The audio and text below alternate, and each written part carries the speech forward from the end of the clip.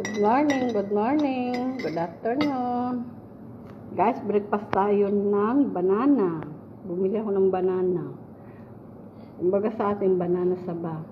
At ito naman yung ginawa ko kagabi, basbusa. At ito naman yung musakkan. Kaya lang, hindi ko na videohan dahil dinala ko na sa kanila na pang-dinner nila. Yan. Ito, ang laman nito ay cheese at saka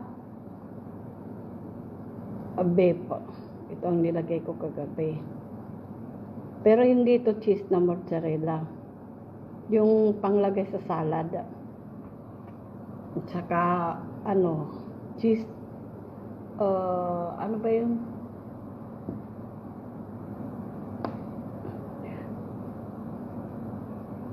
Akawi. Ang cheese na ito ay, ang pangalan niya ay akawi.